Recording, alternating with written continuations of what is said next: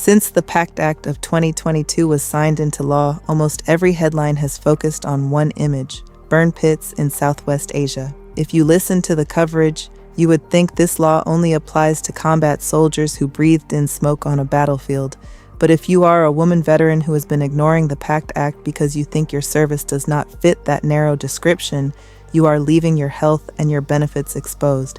Here is what the law actually says. The PACT Act is the largest expansion of women's health and disability benefits in the history of the VA.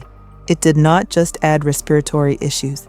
It added reproductive cancers of any type: breast, cervical, ovarian, uterine, vaginal, and vulvar, straight to the permanent list of conditions the VA now takes responsibility for. And you do not need a combat badge to use it. The VA has already approved more than 1 million PACT Act claims, and the approval rate sits at about 3 out of 4. Nearly 3 of every 4 women who step forward with a PACT Act condition are getting approved. The landscape has shifted. Today, we are going to look at why this law was written for your reality, why the system finally had to change, and how you use it to protect your file for the rest of your life. To understand why this law is so powerful, you have to see what it took to get it. I do not usually bring politics into this. That is not my style. But this was a fight. The PACT Act is the biggest shift in veterans' history since the Agent Orange legislation over 30 years ago, and the system did not simply decide to do the right thing. For decades, if a veteran came home with a rare illness, the VA demanded near impossible proof linking the diagnosis to a specific moment of toxic exposure on active duty. And be real about who that hurt most. It was the woman veteran. Almost all the historical research on toxic exposure was based on male data and traditional combat roles. If the manual did not list your base or your job as a recognized hazard, your file was dead on arrival. In the summer of 2022, the PACT Act's approval and signature into law nearly fell apart. The bill had passed the Senate, but a technical fix forced a re-vote in late July, and dozens of senators who had backed it switched to no, stalling it over an unrelated spending dispute. Many assumed the veteran community would quietly go home. They guessed wrong. Veterans, their families, and advocates marched on Washington and camped on the steps of the Capitol for days, through heat and storms, until the country was looking straight at them. President Biden had his own stake in it. He has said he believes the brain cancer that took his son Beau was connected to the burn pits Beau served near. Under that pressure, the Senate passed it. That victory created the concept of a presumptive condition. That is the legal way of saying the VA now presumes your service caused your illness. If a woman veteran served in a covered location during the covered window, the connection to her service is already granted. The barrier is gone. Step out of the government language for a second.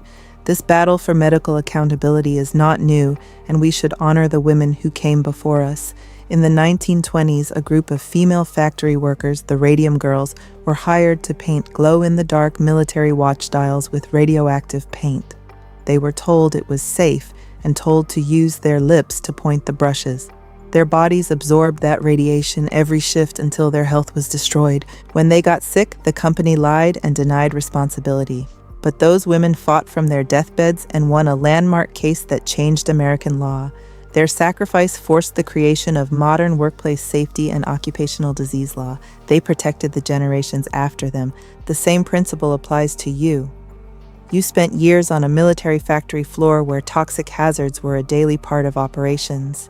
Jet exhaust on a flight deck, tactical vehicles, industrial solvents in a supply room, open waste pits on deployment. Your body absorbed that environment. That cost was never meant to come out of your pocket. So do not think of this as standing in line for charity. Think of it as recognition the law already owes you. Congress decided that if you served where these hazards were, you should not have to prove the impossible to be believed. The door is open. What it takes now is your diagnosis, your service history, and your decision to walk through it. Here is the part you need to know. If your records show you served in places like Iraq, Afghanistan, Kuwait, Saudi Arabia, Djibouti, or Jordan, or other global war on terror zones after 2001, the VA already concedes you were exposed. The law does not make you argue it or hunt for old logs. Your presence in that region is the proof the system requires. The VA is also required by law to offer a toxic exposure screening to every veteran enrolled in its health care.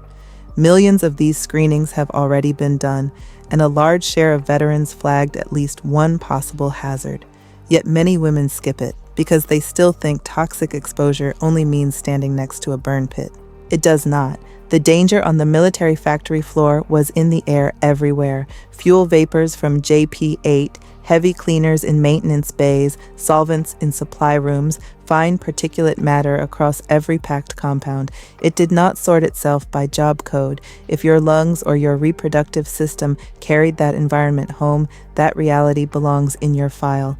Let's put this in the plainest language. If you have been diagnosed with a reproductive cancer or a chronic respiratory condition like asthma, chronic bronchitis, or chronic rhinitis that came on after your service, you may no longer have to prove the connection at all. Under the PACT Act, for a covered condition and qualifying service, the VA presumes your service caused it. I want to be responsible about what that means. It is not automatic money. Two things still have to be true. You need a current diagnosis from a doctor, and your service records have to place you in a covered location during the covered time. You still show up with your evidence, but you no longer have to win the old fight over whether the exposure caused your condition. That fight is over. And here is the part that matters most if you were turned down before. If you filed for one of these conditions years ago and were denied under the old rules, that denial was decided under a law that no longer applies. You can reopen that claim. The rule that beat you, having to prove the exposure link yourself, is the exact rule the PACT Act erased. So the move is simple. If you have the diagnosis and the service, file or reopen. Your benefits generally start from the date you file, so the sooner you put the claim in, the sooner it counts. You are not asking for a favor. You are claiming a connection the law now makes for you. So here is the whole thing, plain. Do not let an old denial or the fact that you never wore a combat badge tell you this law is not for you. The burden that stopped these claims for years, proving the exposure yourself, is gone. If you served where these hazards were and you carry a covered condition, the connection is already made for you. The PACT Act was not handed to you. Women veterans, survivors, and the people who marched for them forced it into law. It is yours now. The only thing left is to use it. Get the diagnosis on record, confirm your service and file, or reopen the claim they closed. Before you go, keep the PACT Act presumption check.